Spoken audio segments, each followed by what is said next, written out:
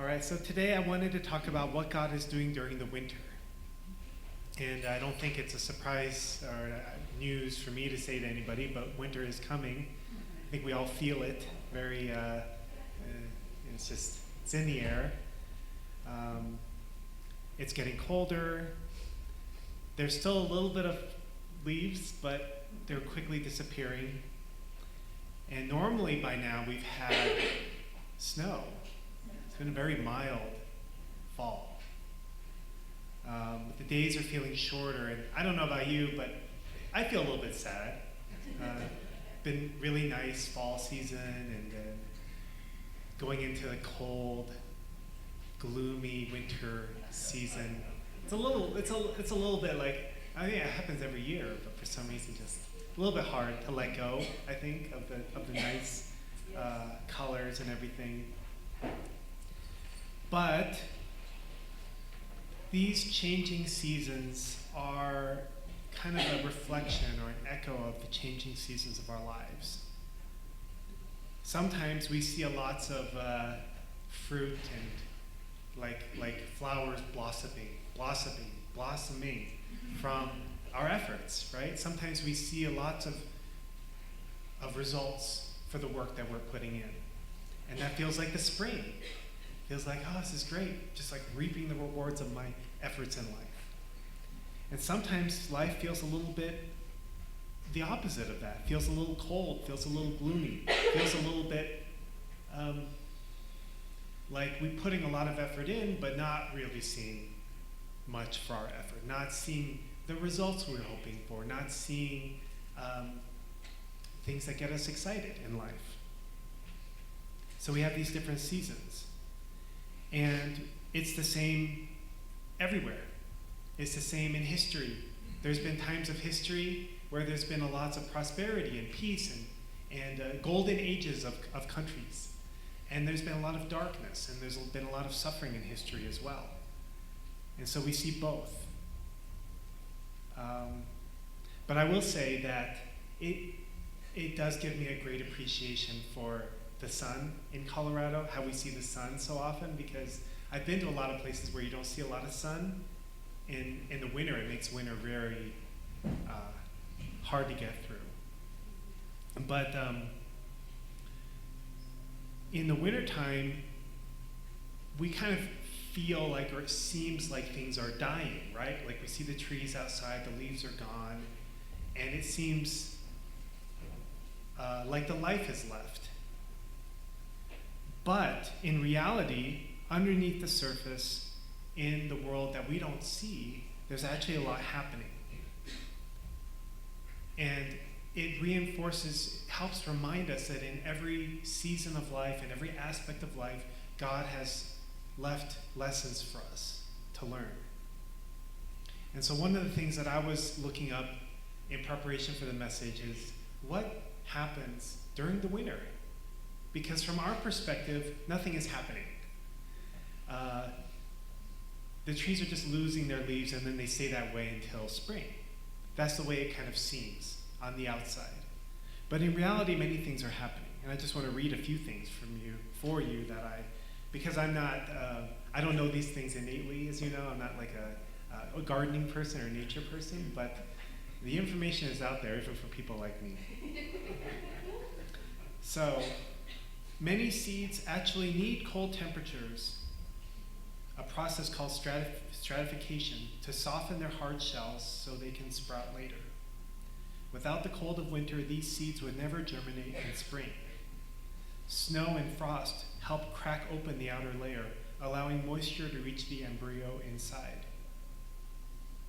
What you see looks lifeless, but underground the roots continue to grow slowly and deeply, anchoring the tree and drawing nutrients from the soil. Snow acts like a blanket, insulating the soil from harsh winds and extreme cold that could kill roots and organisms. As the snow melts, it releases water slowly, recharging groundwater and bringing moisture that will sustain new growth. Snow also helps trap nitrogen from the air, enriching the soil for springtime growth. During winter, perennials draw nutrients down into their bulbs, roots, and rhizomes. This invisible storage process is essential for strong, healthy growth later. Winter allows soil to decompose old matter, fallen leaves, organic waste into nutrients that enrich the soil. And finally, freezing and thawing cycles break up the soil, improving aeration and drainage for new roots. So I think that that's probably just some of the things that are happening during the winter. I know that some, like Adonia, she plants some bulbs and things in the fall. And then they go through the winter and then to be ready to grow in the spring and summer.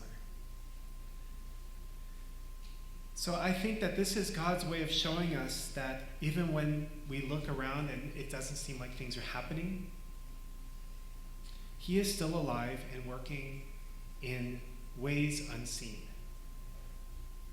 This is a quote from our true Father. He said, "When we look back, what seemed like setbacks or silence from heaven were actually times when God was laying unseen foundations." Our problem is that we often want to live only in the spring season of our life.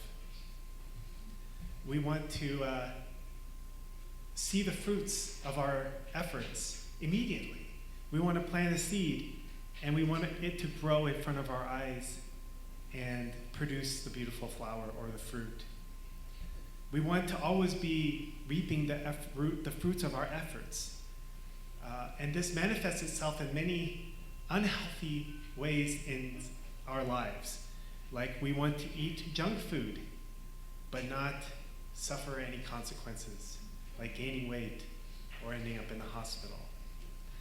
We want to grow up, but we don't want to have to pay bills. We don't want to have to be responsible for other people. We don't want to have to spend money on something other than myself. It's not a bad thing to want to live in spring all the time. I think that's something we all would like. I would like that. But it's unrealistic. It's a recipe for disaster and potentially much worse consequences down the road. I know that there are people who don't like winter at all. Like we have a family moving here soon from, where are they? Arizona. And it's going to be interesting.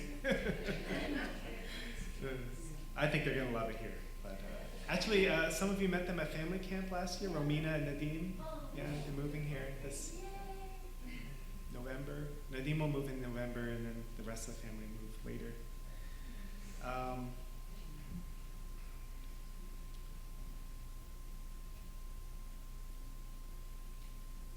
Yeah, if we resist winter or we resist these kind of more difficult things in our life, always wanting to get the good things.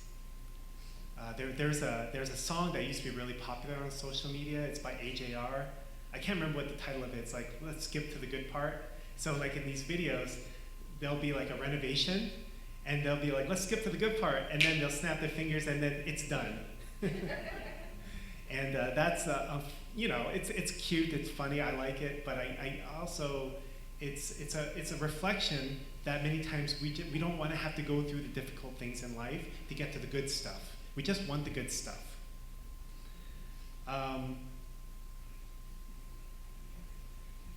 But I've come to appreciate the fact that God made seasons, and every season has some kind of unique value, something special to offer.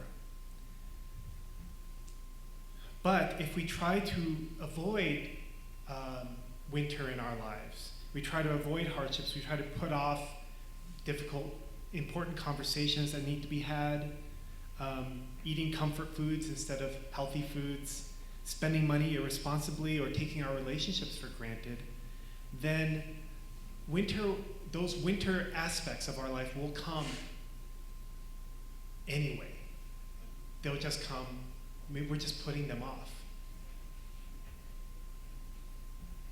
We've all met adults who have never really grown up. They only think about themselves. But we know that growing up means you learn to put the needs of others before yourselves. It's not about age. It's not about being 20 years old or 30 years old or 50 years old or 100 years old. Age doesn't matter. But we know that it means I'm at a point where I can put somebody else's needs in front of mine. I can be happy to spend my hard-earned money on somebody else and not buy that thing for myself and enjoy the possibility and the hope that someone that loves me will give it to me as a gift on Christmas or for my birthday. I don't need to buy it for myself. Someone will buy it for me, hopefully. And that brings me more joy than just buying it for myself. Right? Yes. Yes.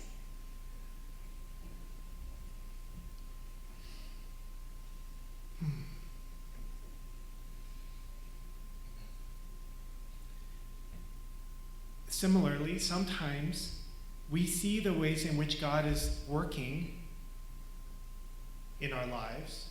Sometimes we see those fruits, but I think that most of the time we don't. We don't actually see or recognize the ways that God is working. I've got a couple of verses here from the Bible. For everything there is a season, a time for every activity under heaven. And from Psalm, be still before the Lord and wait patiently for him. I look at winter as kind of an opportunity for reflection. It's an opportunity to reflect on our lives. I think that most of us are here in this moment in church, not alive, but here, because we felt that God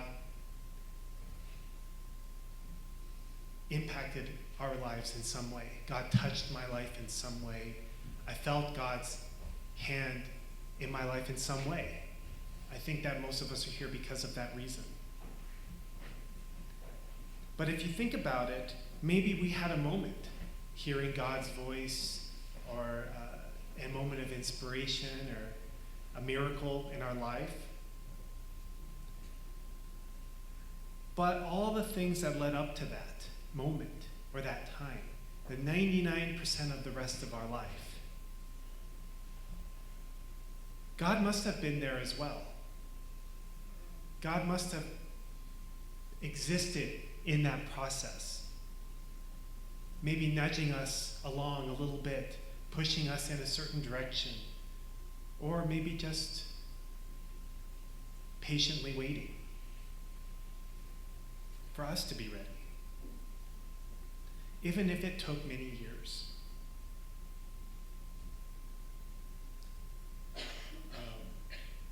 I've had a number of experiences in my life where I've listened to a talk, a presentation, or read something in the Bible or the Divine Principle, and thought to myself, I don't understand this, it doesn't make sense to me. And then later on, a year later, 5 years later, 10 years later, something clicks. And I remember that thing I heard. Sorry, I don't have a specific example for you here at this moment.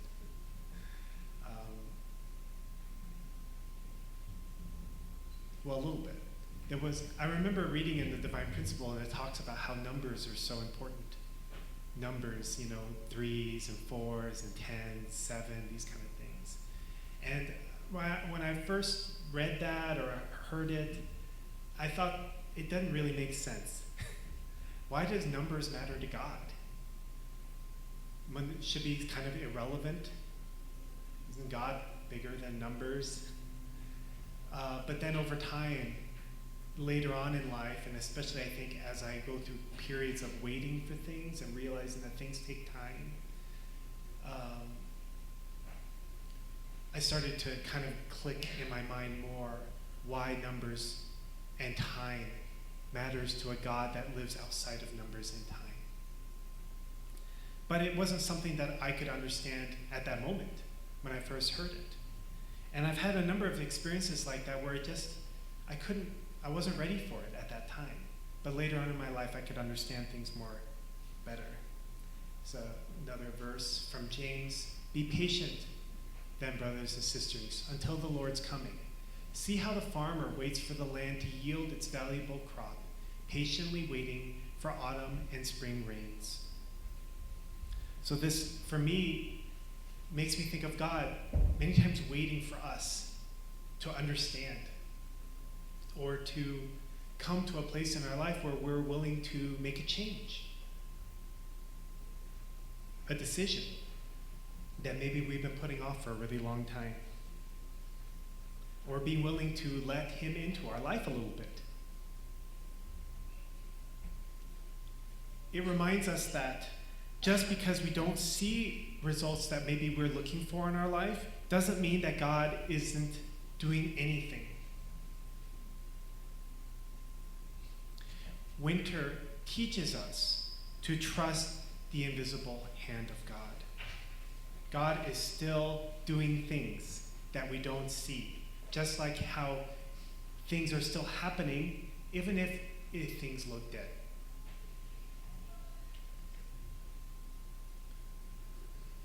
Let's see, this is from Isaiah.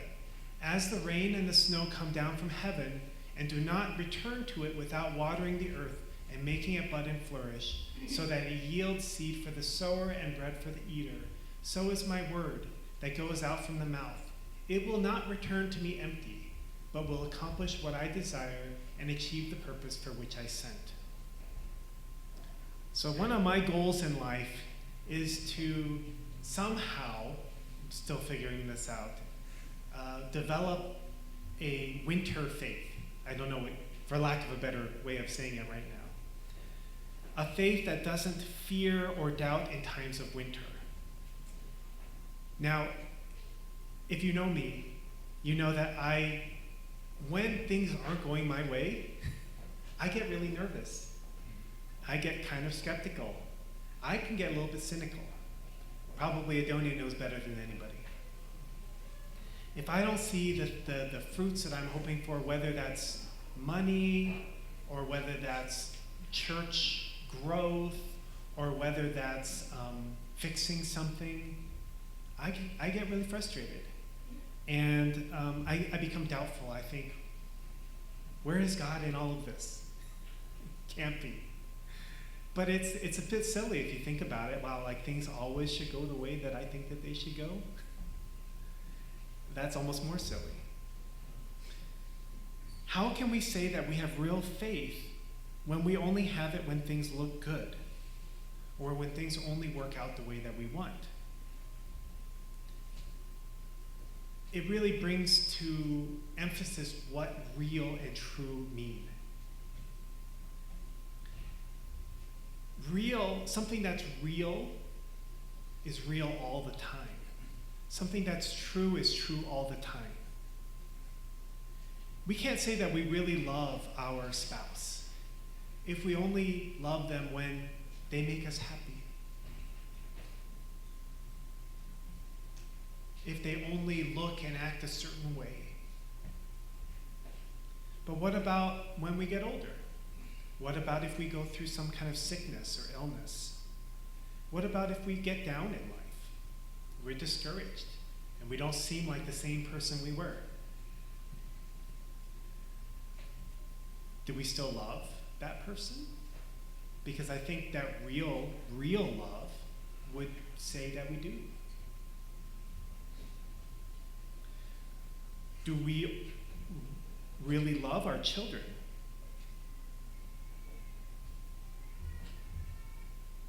If we really love our children, then we love them even if they don't do what we want, even if they don't go the direction that we hope, even if they resent us or hate us for something mistake we made or something we did.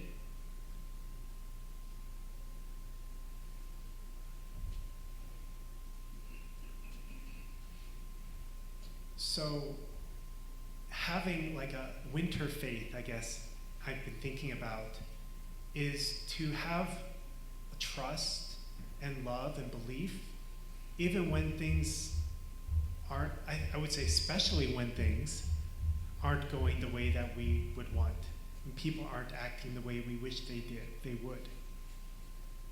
It's that unconditional true aspect of love that we receive from God, that unfortunately we don't see a lot of examples of in this world, but that God is showing us all the time, even in things like the trees falling away and the days getting shorter.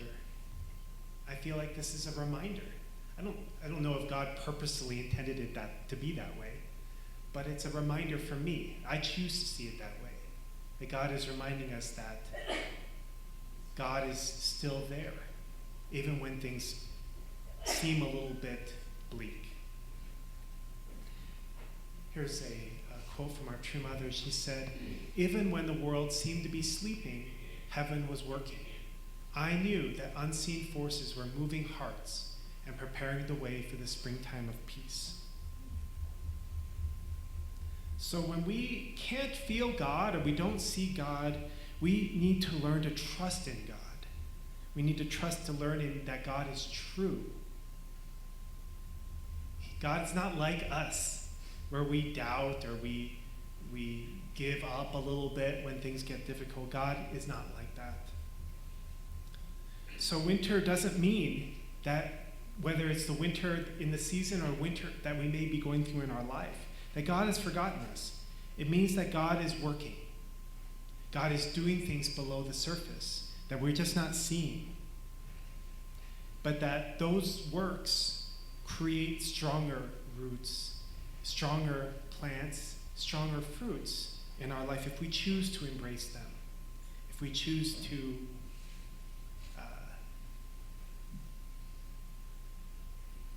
get into them, I guess. I don't know what the word is. So that is my message. Please join me in prayer.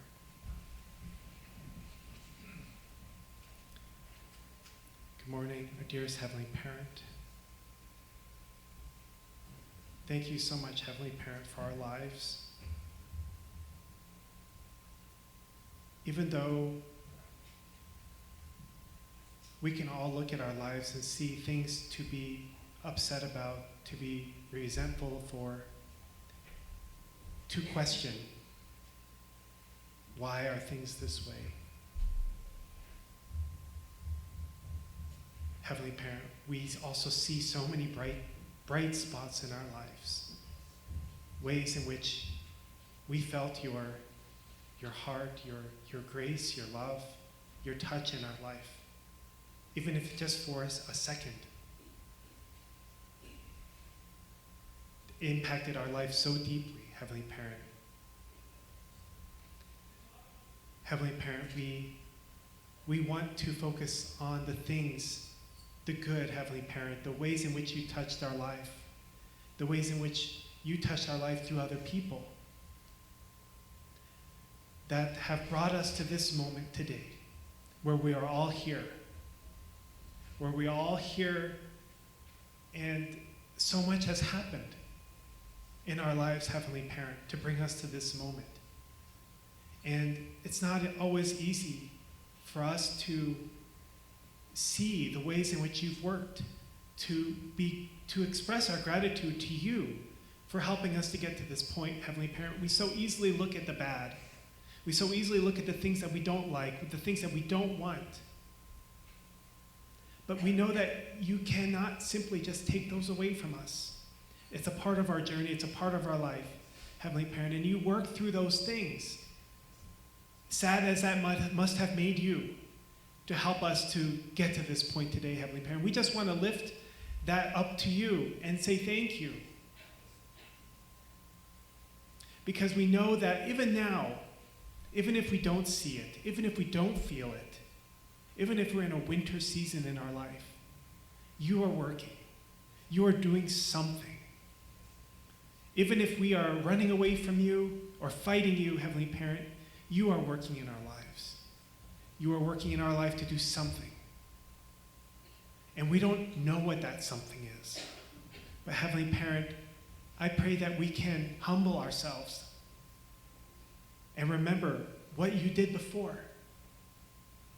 And remember, Heavenly Parent, that you want to do that again. And you are doing it now. And I pray that we can be more faithful to you, to remember that you are working and we can't turn our backs on you. Heavenly Parent, we just pray that we can participate in your work. We can be a part of your work, Heavenly Parent. We can always be grateful for the ways in which you are working in our lives and in this world, and a hope, Heavenly Parent, that we can be a part of it, that we can help, Heavenly Parent, and that when we are able to see and feel the fruits, Heavenly Parent, it's just all the more reason that we can see and feel the beauty that you envision for each and every single one of our lives, Heavenly Parent. All we can do is be grateful. You have done so much. It's despite us, Heavenly Parent, despite our stubbornness and our own mistakes and our own selfishness, you still push yourself into our life. And we have no words. But as a community, Heavenly Parent, I pray that we can continue, we can grow. You can be an ever-growing, ever-developing presence in our lives, in this community, in this world, Heavenly Parent. And someday, that's all there will be. And I pray and hope that we can work towards that day. I thank you and I offer us prayer on behalf of all of us here in this community, our blessed families. And my name, Micah Doni Hendrick, a blessed Central family. Aju and amen. Thank you so much.